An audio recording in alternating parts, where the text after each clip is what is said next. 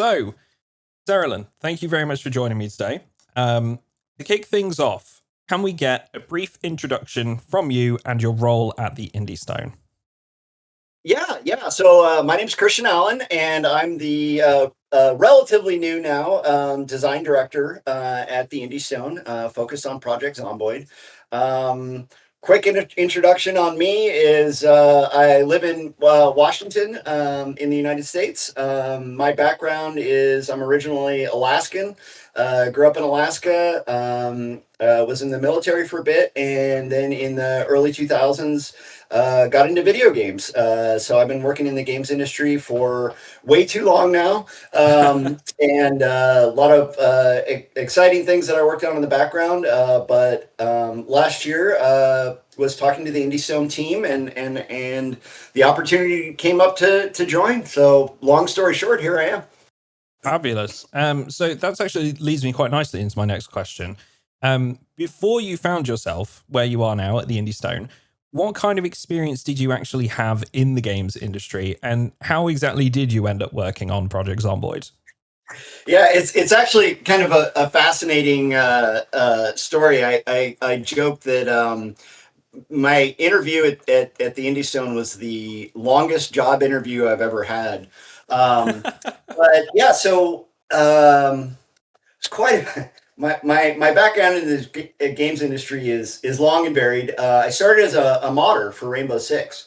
That's kind of how I got into the games industry. I was making mods for Rainbow Six for my LAN group back home, and put those up on the internet, and decided I wanted to. Well, I always have made games, but decided I could actually do games as a job. Mainly by my wife telling me I either needed to quit modding all the time or get a job doing it. And that's okay, let's do that. So I started at Red Storm Entertainment, working on. Originally got hired to do Rainbow Six, but much like the games industry, immediately got moved from Rainbow Six PC to Ghost Recon console. So my initial game development was primarily focused on the Xbox. Worked my way up pretty quickly from assistant designer, lead designer, creative director on the Ghost Recon franchise. From there, when I moved out to Washington, came out to Bungie, worked on Halo Reach for a couple of years. Spent some time at Warner Brothers Games, I worked on Lord of the Rings, Mad Max, some DC stuff. From there, I actually spun up my own indie studio. I did the thing that all AAA game developers try to do at some point, and go independent and start your own studio. Did that for about 6 years. We shipped a few different games, Takedown, Epsilon. I even did a weird VR super indie experimental title called Hotel Blind. And that's when I had transitioned over to Unreal Engine, because obviously Ghost Recon and Halo back then were both proprietary engines. And when I went independent, started with Unreal 3 and then Unreal 4. And my tinkering and prototyping and making videos caught Epic's eye, and they brought me on to be an Unreal Engine evangelist. So it was working more on the developer side, focusing on indie game developers. So I essentially got paid by Epic for 6 years to talk to indie game developers all day long, give them technical advice, look at their blueprints, and I did a bunch of other stuff. I did touch Fortnite a little bit, did a bunch of stuff on Unreal Engine, but my primary focus was in that indie game space. And alongside all of that, way back in, I guess it was 2011, 2012, I bought this little game called Project Zomboid, and I've always been a zombie fan. I'm really into strategic and tactical and realistic games. I love RPGs.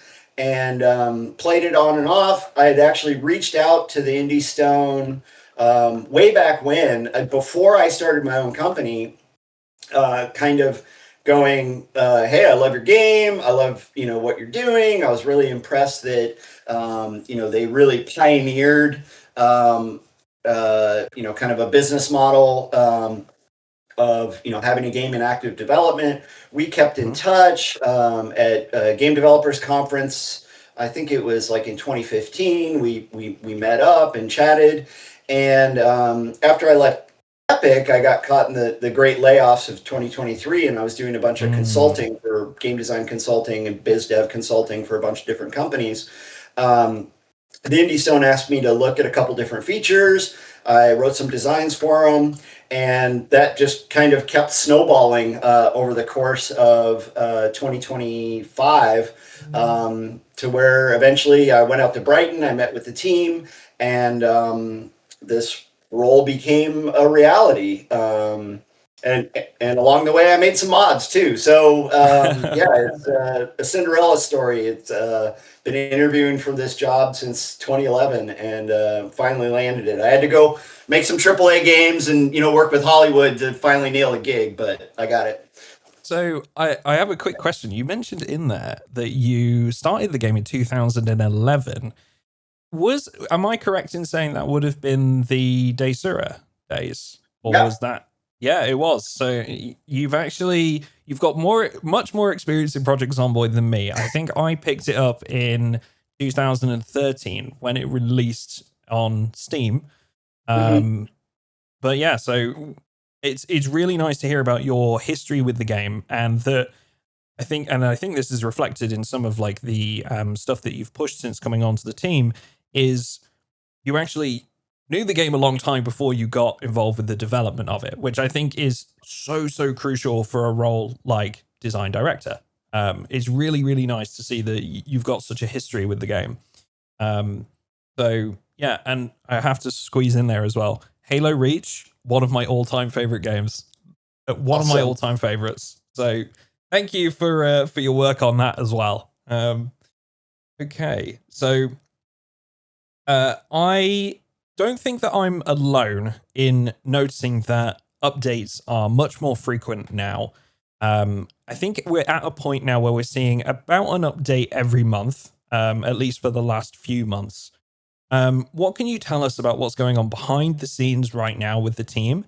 And have there been any big changes with the team's work process or structure since you've joined as design director? Yeah, I mean, definitely.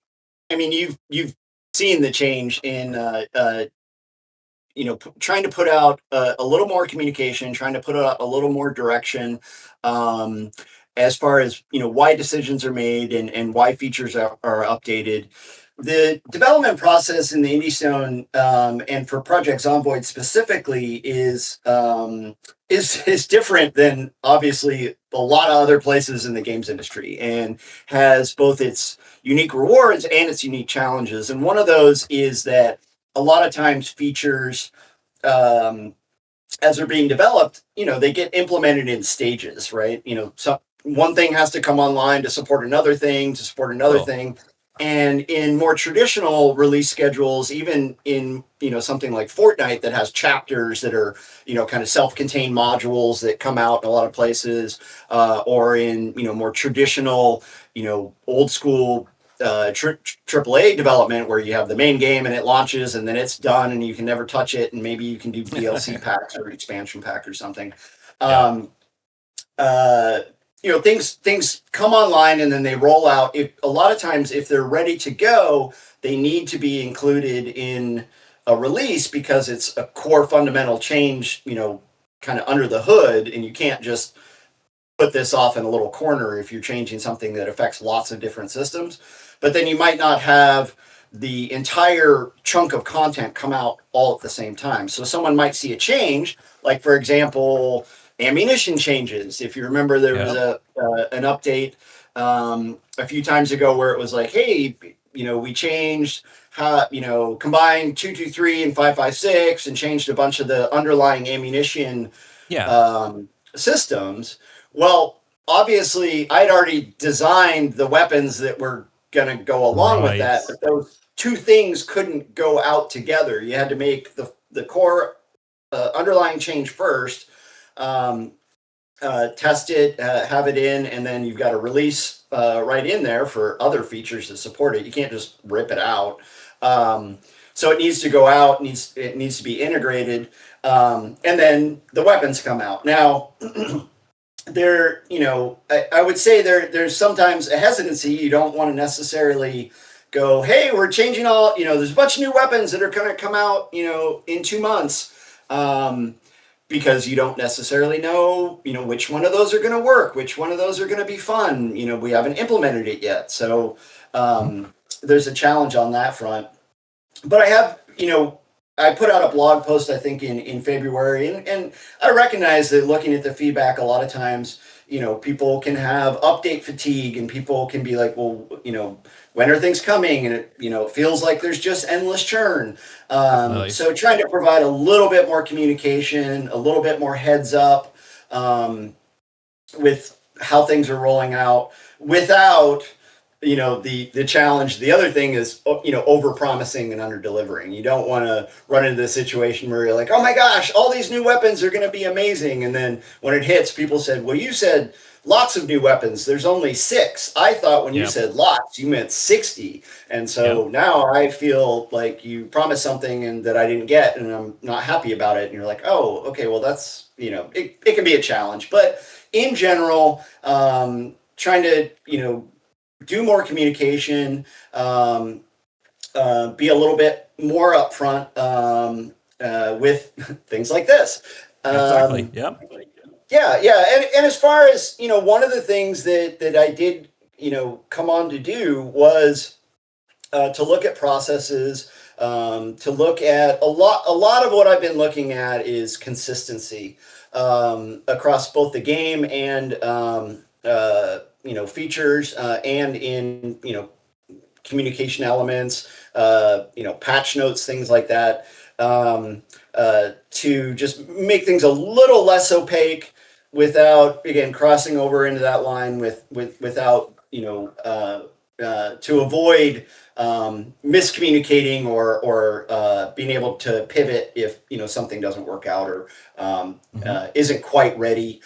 You've seen a couple things, like, for example, motion sickness. When motion sickness was rolled out, it was kind of like, oh, that hit. Oh, this has some big issues. Oh, it doesn't work quite well with the existing systems. And we're not going to be able to do the underlying changes to the health system to really support this. So let's go ahead and, pull it back instead of just trying to keep tinkering with it. Let's take it under the hood again and let it cook for a while before when and if it does come out at any point. And that's the bonus of having an unstable branch, is that you can do things like that, I suppose. Yes. Okay, fabulous. Yeah, and that's.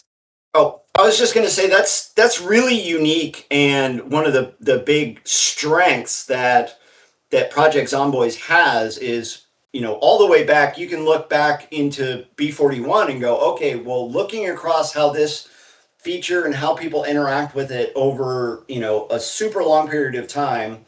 How it's kind of turned out, how it affected long-term play, especially with a game as complicated and in-depth as Zomboid. How does that affect, after six months of in-game play, a year of in-game play?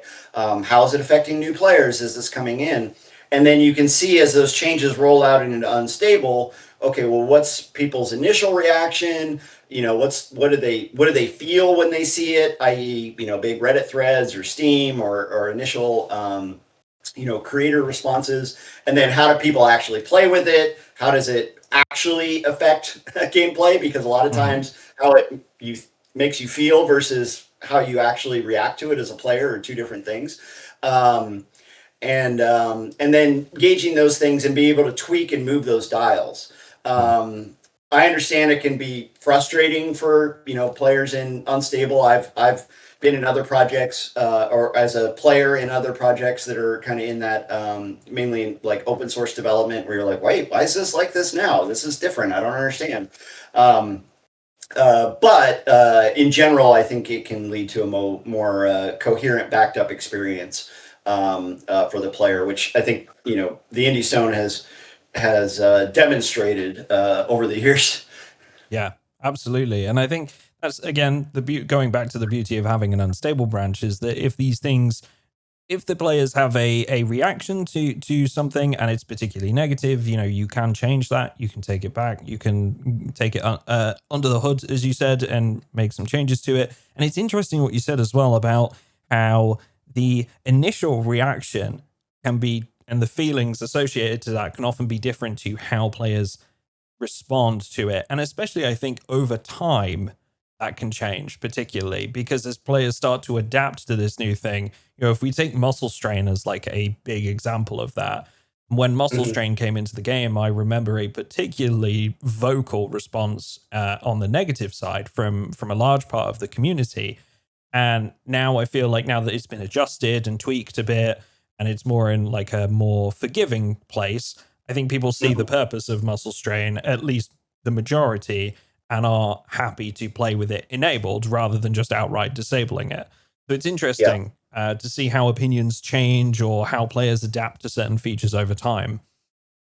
Yeah, and it's also in Project Zomboid's case, the fact that, like you mentioned, there are sandbox options and there are options that you can adjust yourself, is actually seeing what are those things that people affect. How do they change things on their multiplayer servers, on their private runs? What mods are people enabling? All of that long-term behavior can be used to inform design decisions in a way that a traditional AAA game studio. I mean, on Halo Reach, we paid hundreds of people, to go bang on this feature, and you would have them do reports. You would watch them. If you ever look at any of the stuff that Jamie Gressimer, the game designer, really pioneered a lot of kind of not QA but gameplay, UX testing standards. But you're still those folks aren't necessarily still your player base. And, players, again, what you feel and what you say and what you do, oftentimes there's differences in those things. Any high level feature, when you look at something, take something really drastic, like a save system. People will generally, if you said you introduce that, people will react positive to that. People will go, oh, okay, cool. I have more options. I can do more things. Awesome. But if it fundamentally changes the way that they interact with the game, Fallout, if you watch someone do a Fallout no save run in, Fallout 4 or whatever, where they aren't, they're permadeath runs, people play permadeath runs in Fallout extremely differently than they do normal runs, because it fundamentally changes the way you have to interact with the game. And so if you introduce a system like that, you have to try to understand the impact and look at that long term, how people react to it, but also how they interact with it. Yeah, fantastic. I think that's a very, very thorough answer that covers a lot of the bases I was looking for there. So we mentioned design decisions in there, and I would imagine that you have more than a few thoughts on where you'd like Project Zomboid to go next. Now, what can players expect both over the next few months and longer term over the next couple of years? So that's a great question that I won't be able to fully answer. My kind of design philosophy is, starting from the basis of the setting, which, I have immersed myself in Project Zomboid quite a bit. I'm a fan of the genre in general, zombie lore and zombie background. And I view the 42 point, I forgot what version we were on when I started. But I view the game that is built so far as the design document. That is the, high level vision that the Indie Stone created as their expression of what they wanted to do. This is not my playground to, go, oh, I like this. So this is what we're going to go do, or, hey, this other game that is super popular right now is using, this mechanic. So let's use that mechanic because it's super cool because, it's the new cool thing. It is much more of, okay, this is the building blocks that were built. What was the design intention of, this feature when it was put in? What supporting features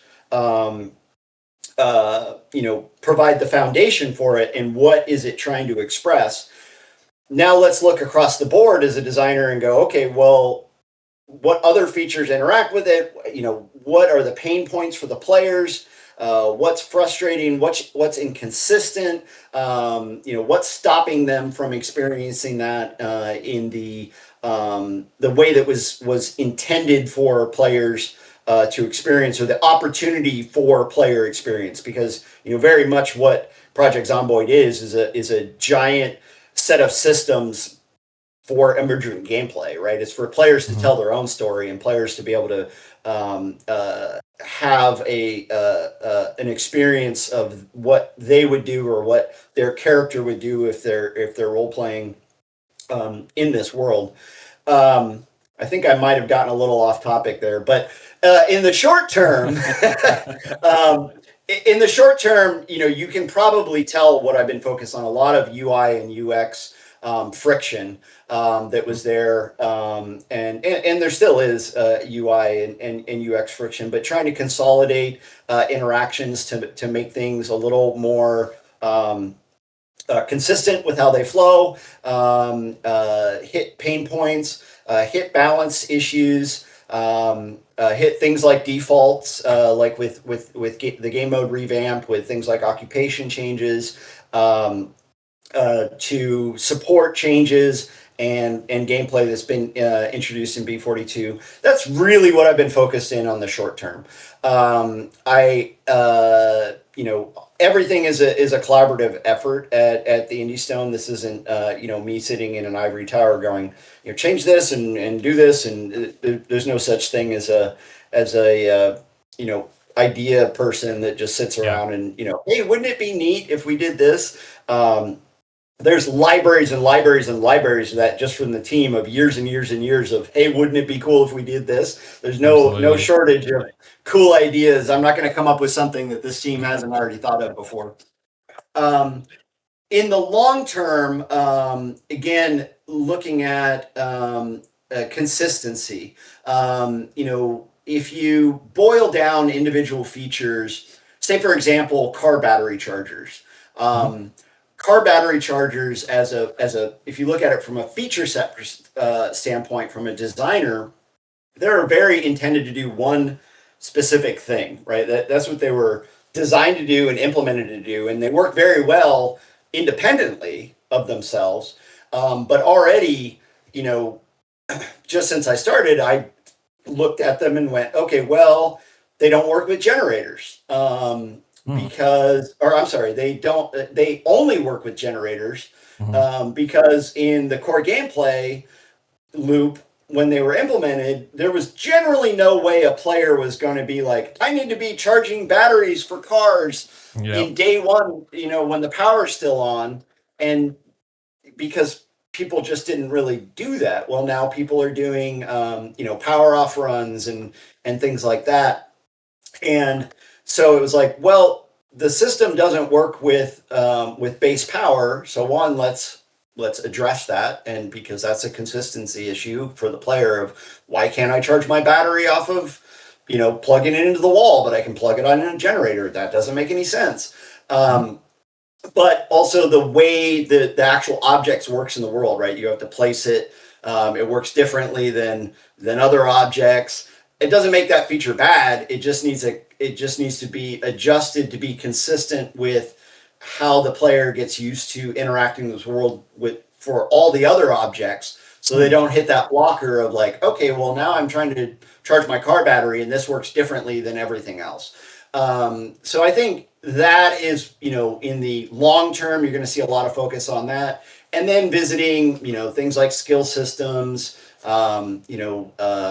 there's a lot of underlying systems that can use that consistency pass, that can use adjustment, that in the short term were either relatively fragile, for example, fragile in a way that you could have very big unintended consequences by even adjusting one thing in the system. For example, fatigue. Fatigue is not something that you want to just arbitrarily go, okay, let's increase this by 50% or decrease this by 50%, or introduce this new input into the system, and all of a sudden people are fatigued too fast or fatigued too slow, or has this different effects.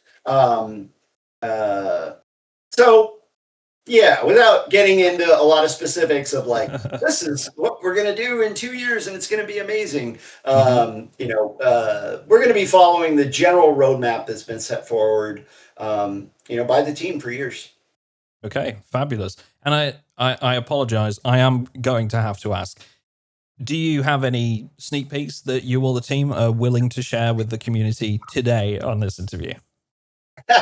Well, let's see. I'm trying to think of a couple things. So, in the short term, there definitely is some more changes coming to occupations and traits. Okay. Those are going to be rolled out relatively soon. I know there was interesting reactions to the last update to a couple traits. And it'd be interesting to talk about why those changes are made. But one key little thing is Smoker might get a little bit of a buff, Okay. both from a trait perspective and a loot perspective. It was really interesting. Classic PZ, I was looking around at some of the loot issues, and there's literally there's two items, one called bedside table and one's called bedside dresser. And the bedside dresser had the possibility of cigarettes, bedside table did not. However, in most houses that only have one thing in bedrooms, one cabinet, those are tagged as bedside tables, not bedside dressers. So, if you think about the amount of bedrooms in Knox County and the amount of possibility of just removing, something like, or not having something like one item in that specific loot table can drastically affect things like cigarette availability, or dental floss availability, or thread availability. Really big swings that way. So a little taste of things to come. There's some other features that I'd love to talk about, but I'm literally like hours away from getting 100% confirmation. Okay. Well, hey, I'm sure, like, if you wanted to, I'm sure we can pop that down in the comments when the video comes out. But if not, I'm sure that would be absolutely fine. Thank you for the detailed answer, and I can tell that you want to tell us more, and that means more often than actually giving us the features. So, on a similar note, I feel like I'm already going to know the answer to this one, but I feel like I have to ask just for the sake of everybody watching, just to say that I've tried. Can you tell us anything about when Build 42 will be fully released on the stable branch of Project Zomboid? Yeah, so stable is planned to release exactly when it's ready to go stable. Fantastic answer. Very much what I expected. And I appreciate the lead up to it. Thank you very much for that. Okay. Yeah. I mean, that's understandable. just to expand on that, yeah, that's about as far as I can go. That is absolutely the deciding factor. And so there's still features to tweak. There's still tons of bugs to fix. There's still a pathway ahead of us. But that window is getting narrower. And I think you've noticed that probably through the updates. I mean, people have processed kind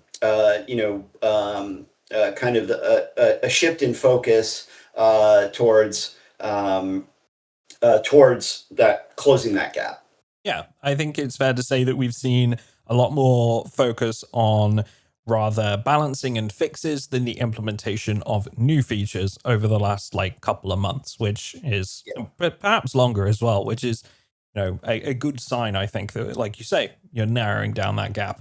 Yeah. So thank you very much for that. On a similar note, we're going to come back to some crafting and the traits and occupations later on, which we did just briefly cover. But on a similar note, Mhm. how do you feel about Build 42 and the community response so far? Do you feel it's been well received, or are there things that the team would still like to change? That is a great question. And hitting the last point first, there are a million things that the team would like to change. Okay. I think that there's kind of this perception of there, if you think about whoever's watching this and yourself, whatever you do professionally as a job, anytime you watch a TV show or watch a YouTuber, making a tutorial about something that you're very immersed in. If you're a car mechanic and you go and watch some reality TV show about West Coast choppers, you Hmm. probably spend most of your time going like, "Oh my gosh, that is not how we think. That's not how this process works." No, we're not sitting around going like, "How can I ruin your day this week?" Oh no, it looks like they're having too much fun. Let's destroy that. We're having the weekly destroy fun meeting. Um, so with that in context, kind of hitting that point first. So yes, everything that I look at, I've got the community, how they've responded to things, and I look at that in a variety of different ways, and then we've got the team and a lot of different opinions and feelings, and diversity on the team from all around the world to the style of games that they play. And so everybody's going to have a different opinion, especially with something like Project Zomboid. I think you saw, oh my gosh, you changed Apocalypse. That's amazing. Oh my gosh, you changed Apocalypse. I hate you forever. Why did you do this? Um, and so, the reaction I think has been critical in general by the community to B42, yet constructive. And that is the key to sorting out, to kind of digging into stuff. It can be really hard to set aside constructive feedback and valid complaints and just and knee jerk reactions. If Mhm. we look at something like the map changes with Echo Valley, or is it Echo Creek? Echo Creek. Yep. Echo Creek. Sorry. Oh my gosh, I'm gonna get signed for that one. Yeah.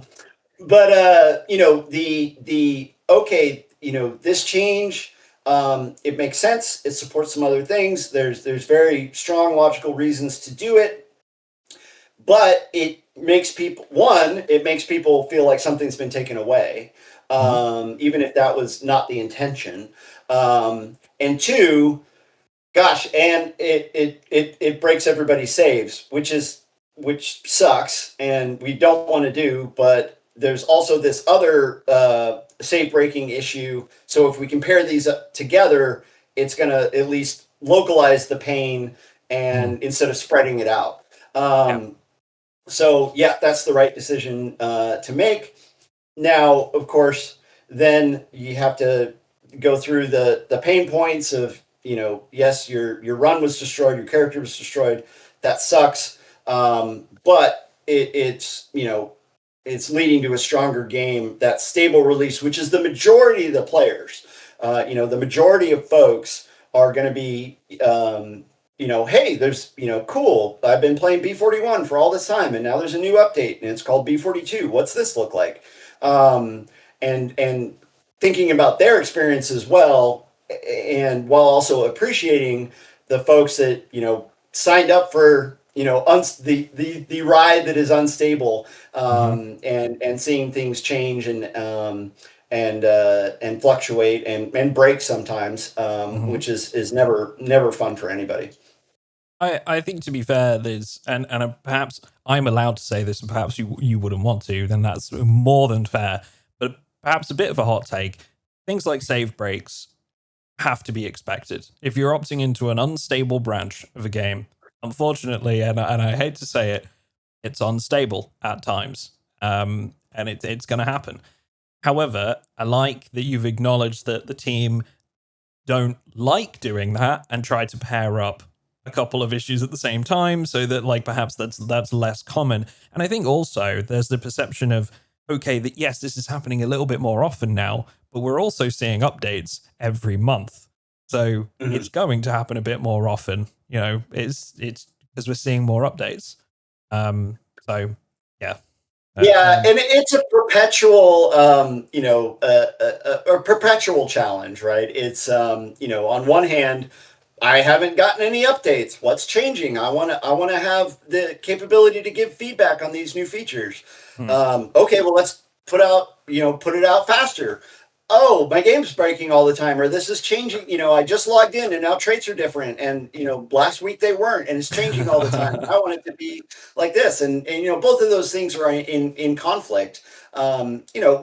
Everybody's human, gamer, developers and players and everybody. I, as a user or a player, Hmm. I just want everything done and awesome right now in every game that I play and in every application that I use. Um, uh, that's obviously what we want, and the better we can give that to players, the better. On the other hand, if for example, a trade adjustment, if theoretically, from a development standpoint, that's just changing a number, right? So you change a number and you have to smoke test it and make sure, you didn't accidentally change it to a negative number, or, it didn't break anything. But once that out, once that's in, it's a relatively safe change. So, from a traditional game development standpoint, you wouldn't ever, release, that kind of thing as like a test of like, let's change this and understand how people adjust to it. You would just say, well, I'm a game designer and, I looked at all the data and this is this is how we're going to do it. We're going to change it and it's going to sit. And then right at the end, after you play tested it a lot and you really, feel comfortable with it, then you release it and go, okay, cool. We have, change the way mana works because that's the way it works now. Yeah. And you'd be like, that's the way it is. Mhm. Whereas in unstable development, you do have that opportunity to go, okay, let's, motion sickness. This sounds awesome. Oh gosh, people are dying in their car if they have a cold. That's not good. Like, was that intended behavior? No, that's not intended behavior. Okay, let's really look at it. Is it worth it to have this trait in there, to either have this, unexpected death, or if we nerf it to the point that it doesn't cause that, then it's just annoyance, useless. Oh, I sign up for Mm. this trait that just, randomly, makes me, vomit all over the place. How do we integrate that? Oh, you know what? That just isn't working within Mm. these existing systems. Let's just cull it back out again, Yeah. and figure it out in a good way. So again, yes, unstable is unstable, and things are going to break, things are going to change. I know, for example, right now, controllers. We looked at controllers. You couldn't use firearms and controllers. Okay, let's adjust based on that. Oh well, that's not working. For these players, let's adjust that. Let's tweak that. We could have tried to put that over in a box and really, do it perfect and then release it. But Mm. then we wouldn't have all that feedback of all the folks that are like my style of play as a controller player, because it's not like you have a lot of, uh, you know, isometric survival hardcore games to go out and be like, what's the best controller implementation out of these like 50 games like you can do Yeah. with a Yeah. shooter. Um, uh, It's certainly you know, within its own niche, isn't it? Project Zomboid. yeah, There's not many other similar games to it. And just to sort of summarize what we've been talking about there, so the response has been critical but constructive, and it's fair to say that it's been useful for you guys when making some changes through the unstable branch. I think I would also just like to take the opportunity to say to any of the viewers watching this as well, if you feel you have any feedback on the current build or the version of the game that you're currently playing, please feel free to put it down in the comments. Let the team know what you've enjoyed, what you haven't enjoyed, and why, most importantly, because I can tell you for sure that I'm sure Christian and other members of the team will be reading through some of the comments to this one in particular. So there we have it. I do just want to go back to one thing that we talked about in the midst of that question there, which was the fairly controversial removal of Echo Creek as a spawn location. So what prompted that decision from the team? What was the thinking behind that, if I may ask? yeah. Well, that's a great question, and so the few different elements went into that discussion. So one thing, there's some underlying features, like I talked about before. There is some underlying features that I'm hoping are very going to be out soon, that were that Echo Creek didn't support from a core element. Echo Creek, in the way it was designed, was really designed and built and intended as a test bed. If you look at Echo Creek from a feature standpoint, basements, animals, crafting, workstations, every single new feature that was as a high level feature for B42, it's not a coincidence that all of those things are showcased in Echo Creek. So it was intended as a test bed for those things. It was not. Would not have been a good player experience to be like, hey, if you really want to experience animal husbandry, jump into Muldraw because it's a really great place to collect up some cows and build a farm and experience those features. From a player experience standpoint, however, it did suffer from a few limitations. One, a newer player, because of the way it was designed and the way it was built, you are strongly encouraged not to leave the area, right? You have this magical building that's a gas station and has a cool basement that spawns tons of crafting and building materials. You have farms all over your place. You have a river right there. And then if you don't get a good vehicle spawn, guess what you get to do? You get to go on a very, very long walk through very, very scary trees. And if you go north and hit Guns Emporium, you are going to have a very, very bad day as a new player. So difficulty ramp for midterm was not great.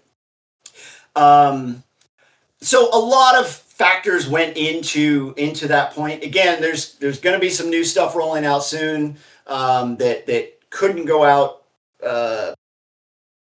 along with that update that I think people are going to be very excited about. It's not 100%, so I gotta follow the rules of not saying exactly what it is, but it will provide more options to players in general, especially the more hardcore players. I made the one of the mods that I made that helped get me this job was called Choose Your Spawn, where you can spawn anywhere in the map. So I understand both the desire to have different options and support the lore, the storytelling. Again, I have to think about both the long-term players experience, the midterm players experience, and the brand new players experience that's coming in. And if you put someone in a situation right away where it's like, hey, this is the easy place to spawn. Cool, great. I read everywhere that this is the easy place where I should start.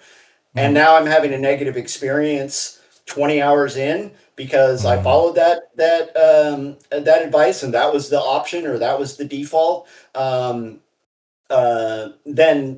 that's not a great experience for them. So a yeah. lot of factors went into it, and again, the save breaking part of it was not great. Um, uh, we had those other tile set issues that likely would have caused that at the same time for a good chunk of folks Yeah. as well. Okay, fabulous. I mean, that's yeah, it's par for the course, right? When it comes to unstable, unfortunately, that's going to happen from time to time. Yeah. But that leads me on to my follow up question about Echo Creek. Although I feel like I know the answer to this one before I ask it. So, having heard the community feedback on this and clearly being aware of how it's being talked about, are there any plans at this time to reverse the change, or are you waiting for those features that we're talking about here to come out before anything like that gets decided? Yeah, so the latter is going to be the quote unquote official answer. There's additional features coming online. So no, the straight up answer as far as reversing the change, no. Okay. That's not currently in the plan.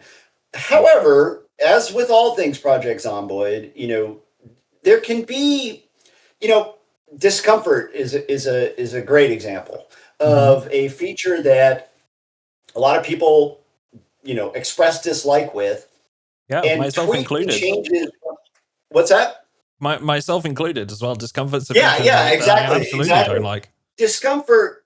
Uh, there was core changes, right? Change it over to affect stress, which initially a lot of people thought was making it worse, but of course, the way stress works is, in my opinion, made it less generally impactful, especially for combat oriented players, um, while still encouraging you not to sleep in a full suit of plate armor. Mhm. Um, um, but the one of the core changes to veteran then has a big impact on that. So there's multiple intersecting systems to where you might look at something and go, okay, well this is having a negative experience, negative impact. Is it going to be addressed in different ways, or is it actually, should we revisit this like Mm. as a decision? Yeah. Those things are always in flux. So at no point do I want to say, oh, this is never going to change, because that's obviously not the case. But you have to see how different intersecting systems and supporting features come online. And there is intentionality behind most things. Sometimes there's not intentionality and it's more reactive of like, uh-oh, we didn't know that was going to happen. Uh-oh. Yeah. How can this be addressed? Gas masks, for example. Here's one where I'm going to fix or we are going to adjust gas mask durability, because gas masks are draining way too fast now that we Mm-hmm. fixed. There was a bug in gas masks, and then it makes gas masks deplete way too fast, and we're going to get that adjusted. Okay. That's more of like an unintentional. Oh gosh, once we actually saw this in motion, Yeah. on paper the numbers look good, and in testing the numbers look good, but Mm-hmm. gosh, yeah, those numbers are not right. We need to change those numbers. So I'm just going to interrupt and ask you a quick question there, just about like the editing. Are you happy for me to sort of like end that portion about the question of Echo Creek and the spawn location and whatever? Are you happy for me to end that after you say like that? The long and short of it is that no, it's not going to be reversed, but you've heard the player feedback and stuff. Yeah. Yeah, yeah. Okay. Cool. Fabulous. Just wanted to okay that before we go on to the next one. Okay. So, the extinction mode has been in player hands for a little while now. Yes. I have played a more than one playthrough on that so far. How do you feel about the community response to this new way to play? It's been exhilarating and fascinating. um, and scary. When we sat down and looked at game modes as a core object, a core feature set, and what did we want to address, and it was identified as what really ended up in as being game modes. It was hey,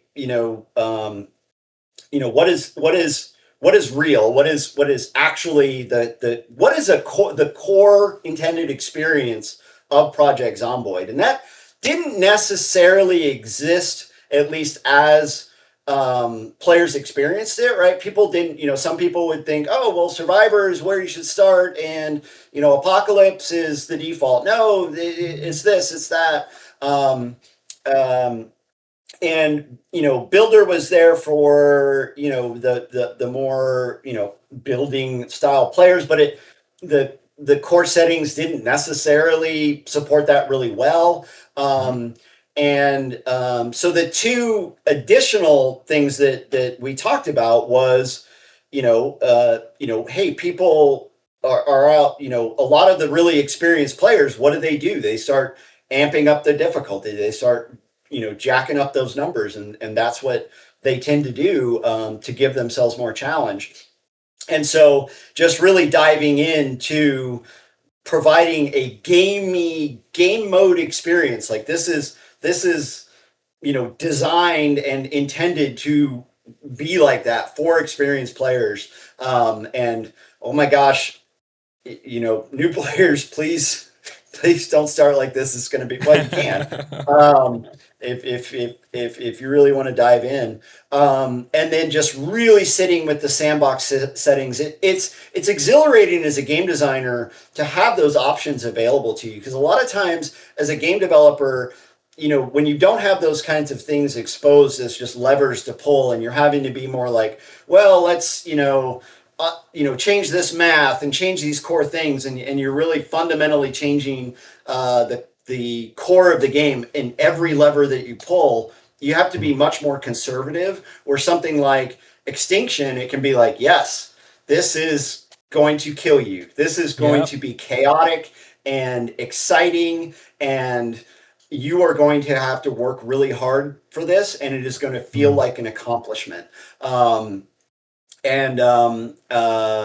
So yeah. House alarms up, Sprinter alarms up. Let's crank it. And someone said the other day, there was a streamer, small streamer. I like to watch really small streamers with not a lot of people watching, because they tend to be, playing for themselves, rather than, creating content. Not that there's anything wrong with that. I enjoy that content as well. But he said that Extinction was like a new game, and like he has a whole new opportunity open to experience Zomboid, like it, because I think he'd said he'd been playing for like 5 years, and that is amazing and awesome. Yeah, so it's been really cool. And it doesn't make as big a splash. I think things like Outbreak, really acknowledging that hey, Project Zomboid is amazing with its depth and long-term play, and there's a lot of reward in that. But some people don't have that time, so let's just crank up your non-combat thing so you experience it faster. But an example of player feedback, along those lines, I was the one that had different hour progression per game mode. Where Apocalypse was the default at 1.5 hours, and Extinction was faster, and Builder was slower, and I was like, oh, those fit well. All that did was confuse everybody. It was just really confusing. Really jarring to change a game mode and then have something as fundamental as how time progresses change between those two things if you're popping between Apocalypse and Extinction. So again, even on paper, that seemed like a good decision. after watching people's reactions, both playing and stuff, it's like, oh, okay, yeah, it makes much more sense to just have that static across the board. Yeah, I think Extinction for me personally, and then this is my own opinion coming into this, like I felt as someone with just shy of 2,000 hours in the game and that has played it for years now, it still felt like a new experience, which was something that I don't get very often with Project Zomboid anymore. So to be able to jump into Extinction and genuinely think like, oh, okay, this is new, this is going to be a real challenge, was very interesting indeed for me, because we can try mods and mods do change the game in a lot of ways, but to get this like official game mode change was a real sort of treat for me personally. And although there are perhaps tweaks that could be made, I think generally speaking, I was very, very pleased when Extinction came around. So just to follow up on this question that I had, are we likely to see adjustments to the Extinction mode over the next few updates? Yeah, there definitely are some changes coming. I'd say they're relatively minor, as opposed to the last pass with, for example, day sprinters, was obviously a big change, and that came about as thinking about trying to make nighttime really scary, which worked in the very first session, but then didn't nighttime was really scary but then day was boring, right? It was like, oh yeah, this is hard but in a tedious way. It was like, oh, okay, cool, zombies are just super hard to bash but they're super slow, so but go, just get into your house and lock everything down at night. And that wasn't quite the vibe. It wasn't quite there. And so, that was a relatively big knob to pull. And like you identified, it was kind of, I think you mentioned it like in one of your very early streams, like this feels like it should be day sprinters. And I was like sitting there going like, it was something I changed straight away. It was in fact, I never actually played Extinction with that original speed setting. I watched somebody else play it and immediately said like, okay, that seems like an oversight. I'm going to change that so that the sprinters during both the day and night, and immediately got that like first house I was in, alarm went off, sprinters were everywhere. It just felt straight away like, oh, okay, this is something new and exciting, and like it's really challenging straight out the gate. It's funny because it really was kind of an oversight, because when I went through those options, I didn't know that specific one would block the sprinters, because of the way the systems interact. If it only applies the random sprinter percentage if random is enabled. So by disabling random during the day via the make them weaker during the day, also zeroed out the sprinters. So it was kind of like, oh yeah, that's not quite where it needed to be. But again, it comes back to looking at the players, both players that we don't have yet, new people coming into the game for the very first time, but then also providing that kind of experience for the very experienced players that want to have that challenge, and they don't necessarily want to polish it and balance it themselves. Yes, you can do that, and that's a huge benefit and feature set. I think sometimes people underestimate the work and the benefit of hey, I just I want to turn respawns off because I don't like them, or I want to turn respawns on because I never want to feel like the world's going to be empty after I clear out 150,000 zombies, and I don't want the world to be empty.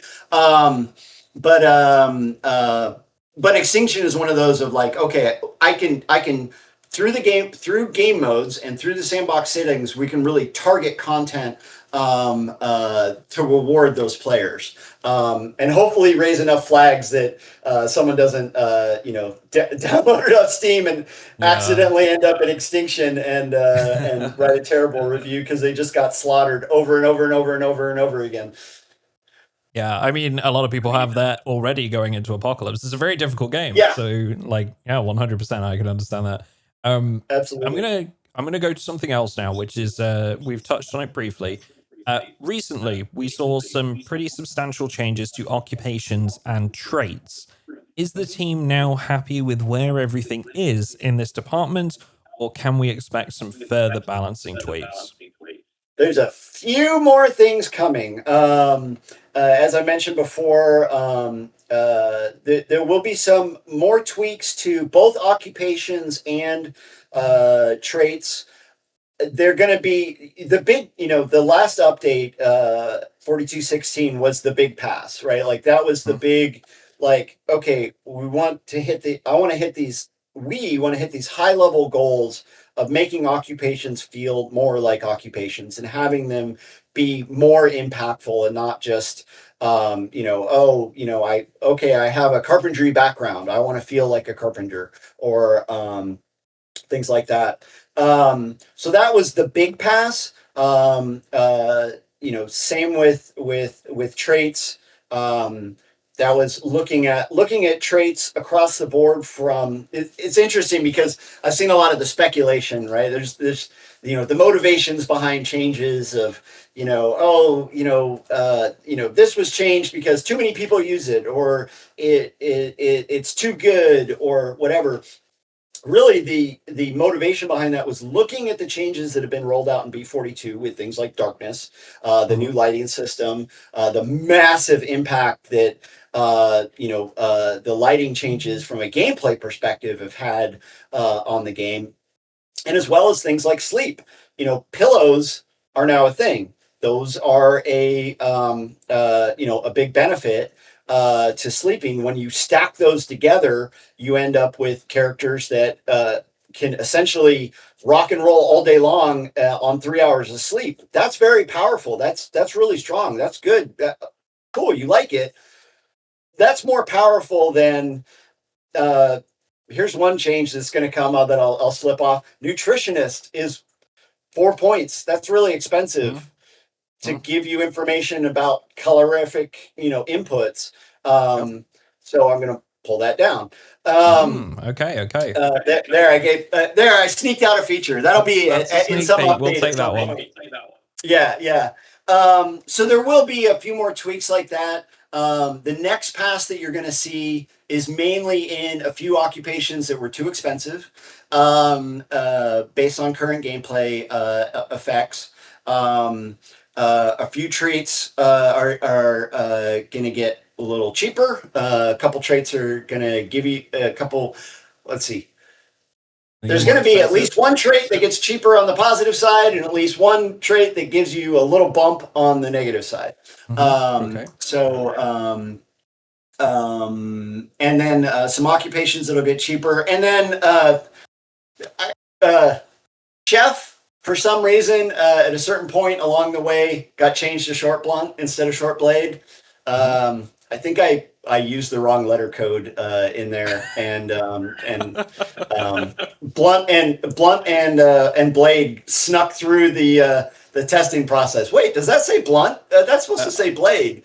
I did wonder about that one. There were a couple of creators that shared that one with me, and were like, "Was this meant to be like short blade?" And I was like, "I don't know." Like this seems, but okay, brilliant. That's a really interesting sort of insight into what's going to happen going forward. Again, something else that I feel like all of these following questions we've touched on very briefly already. A question about crafting now. The community has been quite vocal, myself included, about their struggles with the current crafting interface. Is this something that the team has heard? And if so, are there any plans towards improvements? Well, I would say absolutely it has been heard. UI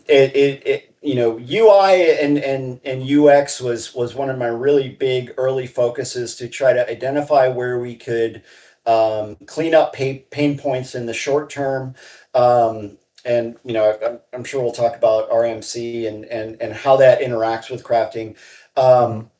There have been a lot of core changes and improvements, although they tend to sometimes get lost in the wash with like how recipes are searched for, right? Like how the returns items instead of string names, like things like that like do improve the process. I do want to acknowledge that I kind of touched on it earlier. UI interaction across the board, when you look at features across the board, there's a lot of things that you as an experienced player, because I'm guessing that most of the folks that are watching this are they're relatively hardcore PC players.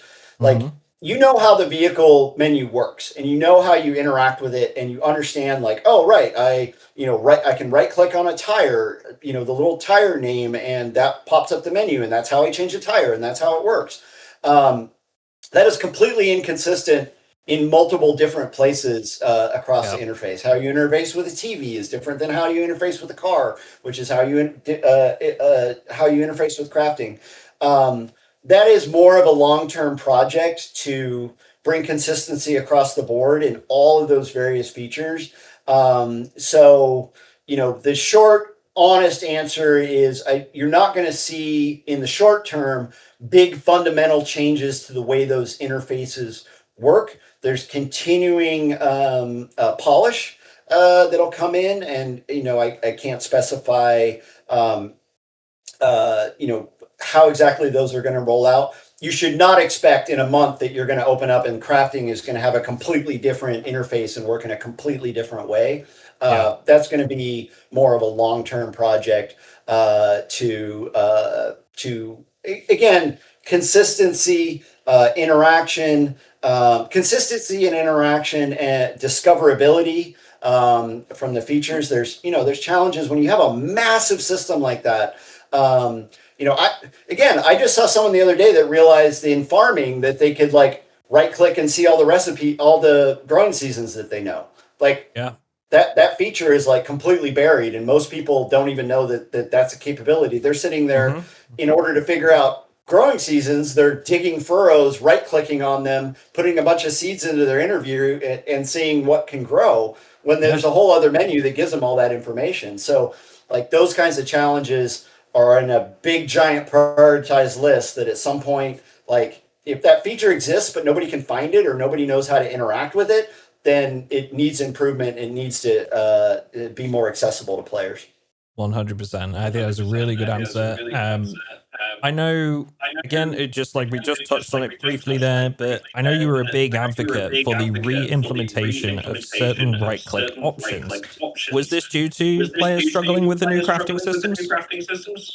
Yes. Well, it was integrated. It was all game design systems touch each other, right? As B42 expanded its feature set, the core interaction element of previous iterations of Project Zomboid were built around right click. If you right clicked on a battery charger, it worked one way. If you had all the potential materials to build things and you right clicked on a tile, you would see what you could build in that tile. Well, that worked when you could use carpentry to build 8 different things or 10 different things, and you could use welding to build 6 different things. But as soon as you can build 30 different things or craft 30 different things, that starts to break down. You get massive lists and massive stuff that's really hard. Different people had different when they were putting in those interactions, different interpretation on what build or interact or read or turn on or turn off, all these different terminologies for things. So, and there was kind of a shift to look at trying out different systems. Like if you look at how, say, example, fireplaces, tagging onto the actual loot window object interaction buttons there. That's cool, and that's cool as an option.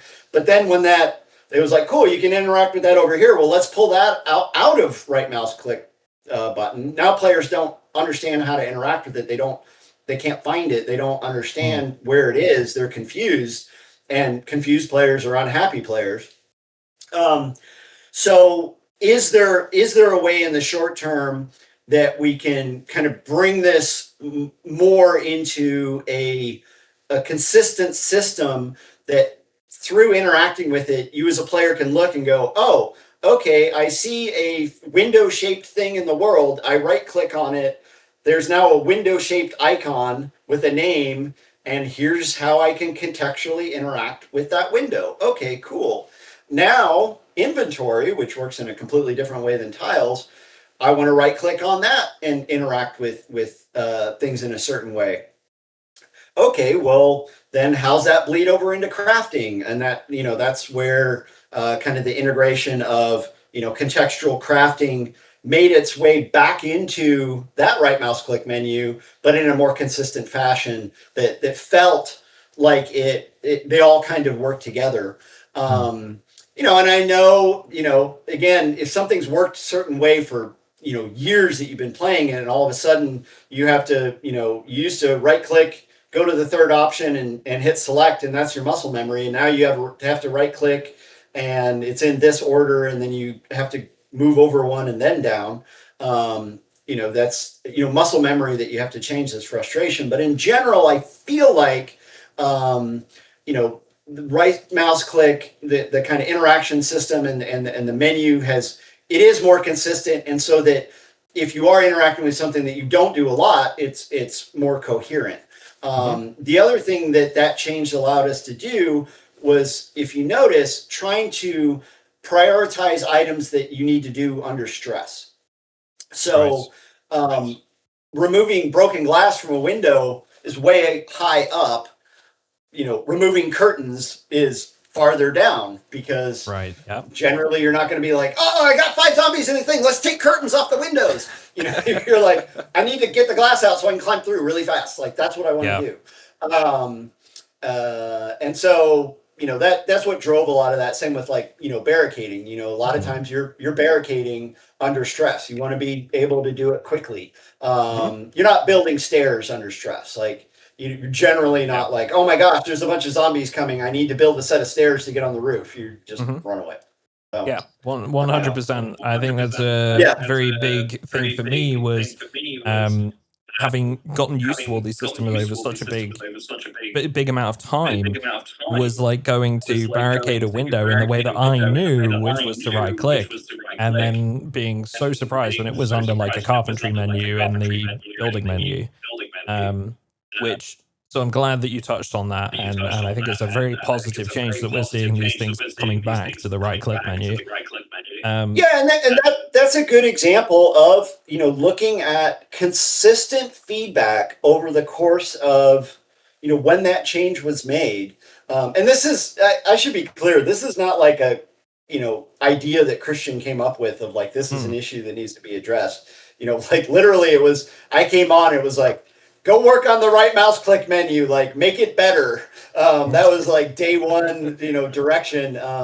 And spent a lot of time, with RJ and the different team members, like working through, okay, well, how's that going to work with this tile and how can we make it better? So it wasn't just like, to be very clear, it wasn't like, hey, I had this cool idea. Maybe we can make, put barricade on back on right mouse click menu. That'd be neat. But that was a good example of letting things cook and, people are still, confused by that. People are still not happy with that. That's still seeing people go like, I need to barricade this window, wait, where is it? Like, I have to go into a menu and I have to search, and again, that's totally cool when you're like, I want to build a butchering hook, right? If you right clicked on every tile and it was like, what? I don't need to build a butchering hook right now. It's not important. That's not something I'm trying to do like in the immediacy, like going into a Yeah. menu and go, okay, cool. I want to, see what I can build and see what I can do. Ooh, what's butchering hooks do? That could be cool. Oh, I can butcher animals and I get a benefit from it. Neat. Okay, I can explore it. Mhm. Um, but seeing that community feedback, seeing it be consistent, seeing players interact with it and being like, okay, um, uh, you know, how can we, integrate these features? And it's not just, oh, tack it back on. Okay, throw it back on the menu. It's there. Cool. Mhm. Okay. Great. Problem solved. Moved on to the next thing. It can be more thoughtful and impactful. Mhm. And sometimes, for especially in unstable, again, you kind of don't see that window and you don't see those things, Yeah. which can be challenging. Sure. So moving away from the crafting now, um, I do just want to ask more of like a, I guess like more of a trivial question with zero expectation. If you could implement a single feature for Project Zomboid, what would it be and why? Oh, that is a great question, and I'll use that to cover as I formulate my response. You know, what always impressed me both as a player and a designer is the depth of the systems in Project Zomboid and the emergent gameplay that comes out of that. So one of the things that I'm really excited to look at, besides high level, big high level things like NPCs, looking at how that's going to roll out very long term, but more like longer term longer term depth in things like medical systems. I would love to explore you know diabetics Hmm. in the apocalypse. I would love to explore, I would love to have that moment of I'm in multiplayer and my teammate got sepsis because they didn't they didn't take care of their wounds. They didn't clean their wounds. They got zombie blood and it led to a bigger infection. They have sepsis. Hey, we need to go hit the hospital to get the really good antibiotics, not the stuff that we're going to find at the pharmacy. We need to go on a run to save our teammate. Hmm. Um, Yep. like those kinds of long-term systems, and having that be, for example, just sticking with that example of not like, oh, I have an infection and so I might take damage and I might die in the next thing, so I got to pour alcohol in it. It's like it's more of like, well, if I clean my wounds early on, I won't get an infection. If I do get an infection, there's antibiotics. If it grows to this, it hits this, and how that drives players. Thinking about like gas spoilage, things like that. To me, that's really really cool. And exploring that kind of that long term meta.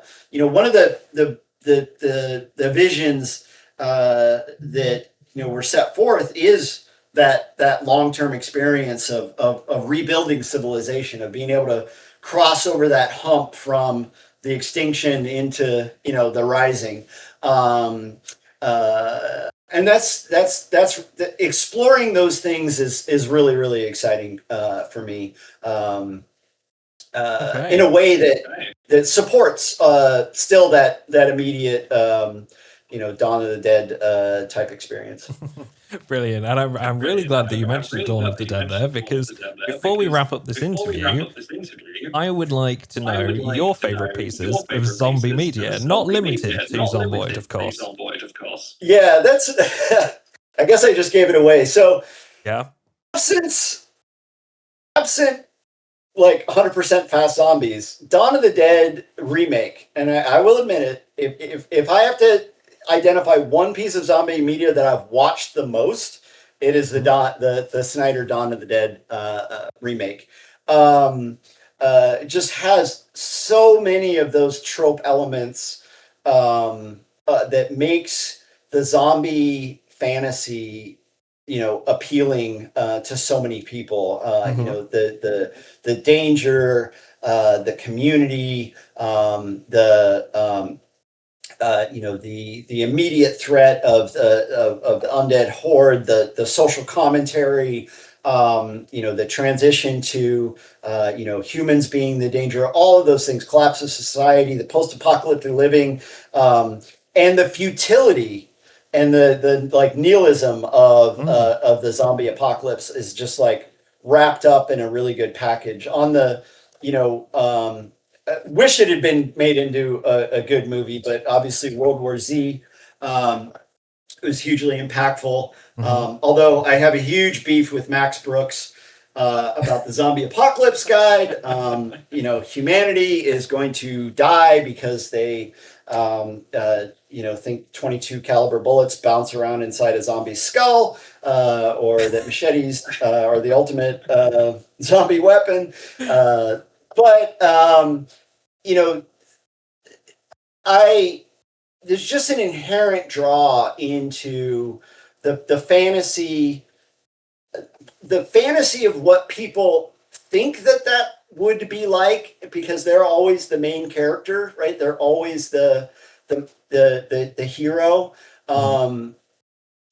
And what I love about the impact of the zombie genre in general is that moment at the end of Night of Living Dead, where you had that main character, you had that hero that survived through the night, and he stands up, and the zombie clearing party shoot him in the head. It was like that was like, oh my gosh. And Mm. I think the Dawn of the Dead movie really captured that in movie form. I think World War Z, the book, not Hmm. the Brad Pitt Hmm. movie, captures that in book form.